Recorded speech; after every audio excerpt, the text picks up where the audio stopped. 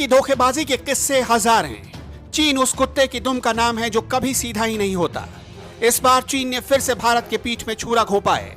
खबर है कि चीन कमांडर लेवल के चौथे दौर की बातचीत के बाद भी पूर्वी लद्दाख के पैंगोंग लेक में फिंगर 5 से पीछे हटने को तैयार नहीं है। चीन ने अपनी सेना तो कम कर ली, लेकिन बातचीत में जो सबसे बड़ी कंडीशन थी उससे मुकरता जा रहा है, जिसके बाद एलएसी पर फिर से टेंशन बढ़ने लगी है। 14 जुलाई को दोनों सेनाओं के सीनियर कमांडर के बीच 15 घंटे तक बातचीत हुई, जिसमें इंडिया ने चीन की पीपल्स लिबरेशन आर्मी को रेड लाइंस यानी उस रेखा के बारे में बताया जिसको चीनी सेना बार बार लांघने की गुस्ताखी कर रही थी। हालांकि 14 जुलाई किसी बातचीत में चीन पीछे हटने को तैयार हो गया था।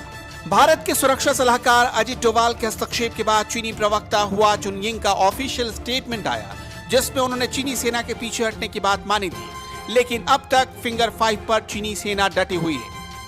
14 जुलाई की कमांडर लेवल की बातचीत में गोगरा, हॉट स्प्रिंग और गलवान घाटी से अपने सैनिकों को भारत और चीन दोनों ने पीछे हटाने पर रजामंदी जताई थी। फिंगर 4 की रेस एरिया से चीन ने अपने कुछ सैनिक कम तो किए, गलवान घाटी से भी चीनी सैनिक पीछे हटे, लेकिन वादे के मुताबिक नहीं। अब भी चीन फिंगर 5 की एरिया में सैनिकों की तादाद को कम नहीं कर रहा।